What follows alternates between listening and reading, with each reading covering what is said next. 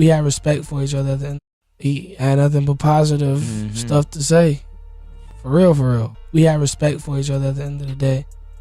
And that's what was gonna kind of lead into a friendship. I was going to Miami to do several shows, and I performed in Orlando, and then I performed in Miami with X. Ever since I had met bro, we had just became like super cool friends. And now that's my best friend, I could say. That Legends record, it speaks because like you dropped it right after, you know, X. I made the same night he passed away. Wow. Talk about that. Yeah, what was that relationship like? We weren't the best of friends. We had a couple like deep conversations though. Questions have been rising around the possibilities of XXXTentacion still being alive. Here's what you need to know. Recently, photos started going viral online showing an individual on a TV program looking a lot like XXXTentacion. Many fans researched into this TV program. They realized it's a documentary based on religious camps. This one in particular has no internet access, no TV access, or to the public, other than this one occasion, making it a perfect spot for someone to distance themselves from the entire world. To understand this further, we need to review XXXTentacion's passing, as the trial for X's passing was a complete mess, but maybe it was like that for a reason. Michael Boatwright, Dedrick Williams, and Trayvon Newsom were sentenced to life in prison for the passing of XXXTentacion. The fourth suspect, Robert Allen, ended up snitching in trial and made a deal with the feds. He will be released in a few years. However, the real mess was the fans and lawyers during the X trial believing and arguing that Drake is responsible for X's passing. Before X, he said, if anybody, it's Drake. And do you think that for one moment, here today, days after the event, two masked men, right? He came on social media and said, guys, if anybody, it's Drake. Do you think in that time span that they went and they addressed him, they talked to him? No. Do you think sitting here today, years later, any detective has ever asked, you know, Drake or anybody like that? No, they never did that. So you ask yourself, how could that be? And you say, hey, it's so-and-so, you better believe so-and-so is gonna get investigated. But in this case, they didn't do it. They didn't do it because it didn't comport with their version and their narrative. And as law enforcement, I think that they have the obligation to do so. Now that was the lawyer of Michael Boatwright, stating that Drake is responsible due to XXXTentacion putting this on his Instagram. If anyone tries to get me, it was at Champagne Poppy, aka Drake. I'm snitching right now. However, the evidence I'll be sharing later proves Drake is innocent. However, how did XXXTentacion pass? Well, on June 18th, 2018, XXXTentacion's day starts with him going in his custom all-black BMW i8 and driving to Riva Motorsports. Riva is known to be a massive retailer for motorcycles, boats, and off-roading vehicles. Once arriving to the store, X talks to an assistant who's trying to find him a motorcycle that he will enjoy. He also learns that they do cash deals for discounts. This would make XXXTentacion leave the motorcycle shop, calling his mom and letting her know that he's gonna buy a new motorcycle and he needs someone to drive his i8 home. X would then go and pick up his uncle from his house and start driving over to the Bank of America. Once arriving to the Bank of America and walking in, this is where the four suspects located in a van parked in the parking lot right near X's car would be waiting for him. They notice X drive in his supercar. Once noticing, they then scout out the vehicle and notice that X goes into the bank. Security surveillance footage shows XXXTentacion inside of the Bank of America. He goes up to the teller and asks the woman for $250,000 in cash.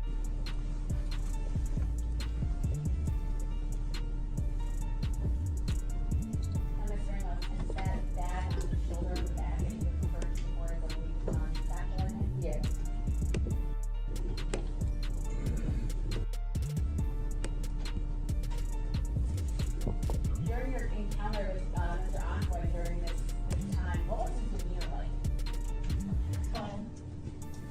Who said anything that?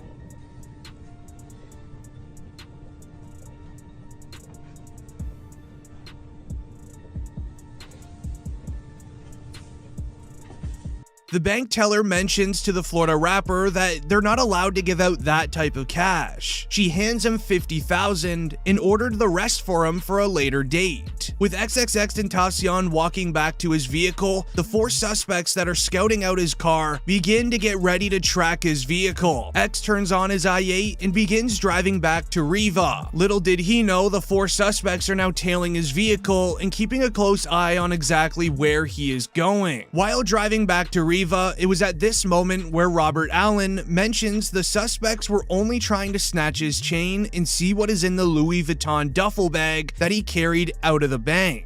They actually had no intention on doing what they did. XXXTentacion arrives back to Riva for the last time. Parking in the parking lot, they would then walk into Riva. Meanwhile, the suspects' vehicle would scope out their car, letting 2 suspects hop out of the vehicle to watch XXXTentacion inside of Riva. This would then lead the other 2 suspects to park their vehicle across the street and basically watch X's car from a distance, trying to stay out of any security camera's way. With X already looking at motorcycles on the inside of Riva, the 2 suspects that were ordered to go keep an eye on him would start walking through the front door, then making perfect eye contact with X inside of Riva while walking by. Now X would continue to look on. Meanwhile, the 2 suspects would go to the back of the store, purchasing a ski mask and a set of gloves. While looking at motorcycles with his uncle, he would realize that he no longer wanted a motorcycle. This would leave X then walking out of Riva and heading back into his vehicle. Once X left the motorcycle shop, the 2 suspects on the inside would do the same, sprinting across the street to get inside of the van with the other 2 suspects. The sad part is, XXXTentacion would sit in his vehicle in the parking lot for roughly 5 minutes, giving lots of time for the 2 suspects on the inside to get to the suspects' vehicle. When it was time to leave, X would turn on his car. The suspects noticing would also do the same. X would then begin trying to exit the one-way parking lot until the minivan pulls in front of X, blocking him from leaving. 2 men would quickly hop out of the minivan, going both to XXXTentacion's side of the car, holding firearms, demanding him to roll his windows down and hand over the bag of cash. At this point, XXXTentacion was not having it. He was refusing, causing the men to get angry. This is where the suspects would have a mini brawl with X through the window of his vehicle. But it was at this moment as well when X's uncle would exit the passenger side, opening up the butterfly door and sprinting away, leaving X all by himself. Little did his uncle know, he just opened up a passenger door, allowing suspects to now get to X from 2 different angles, which is exactly what would happen. As the one suspect having a brawl with X in the window would remain, the other one would go to the other side, hitting X from both angles. With X still putting up a good defense, this is where we would all know what would happen next. The 2 men were able to run off with X's Louis V bag as well as a diamond chain. In the courtroom, it was revealed, and I quote, "Prosecutors say Dedrick Williams was driving and cut off the car being driven by X. Michael Boatwright and Trayvon Newsom were the 2 that put ski masks on and had firearms. The passenger manages to run away, they approach X, and Boatwright does the act." Now, the XXXTentacion trial thankfully featured one snitch. That would be Robert Allen.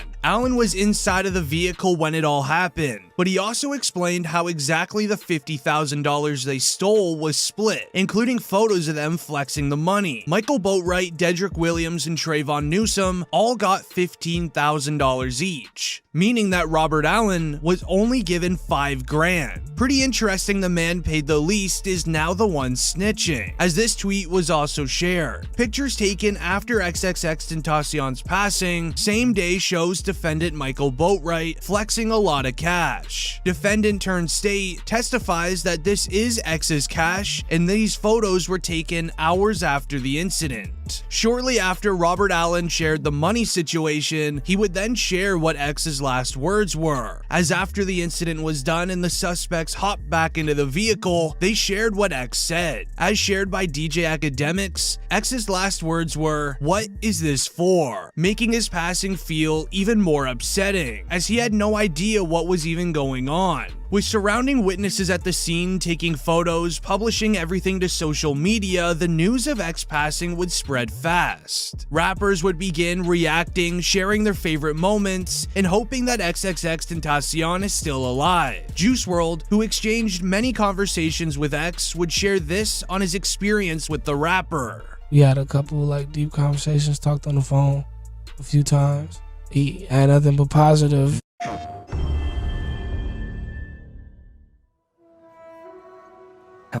Stuff to say. For real, for real. We had respect for each other at the end of the day. And that's what was gonna kind of lead into a friendship. He just said, make sure it's to keep all negative people out of your life. And just make sure that you have good energy around you, pretty much. He'd also hop on a radio station interview where he would share this about the creation of his song titled Legends, who honors late rappers X as well as Lil Peep. And that Legends record, it speaks because like you dropped it right after, you know, X. I made the same night he passed away. Wow. Talk about that. Yeah, what was that relationship like? We weren't the best of friends. We had a couple like deep conversations though.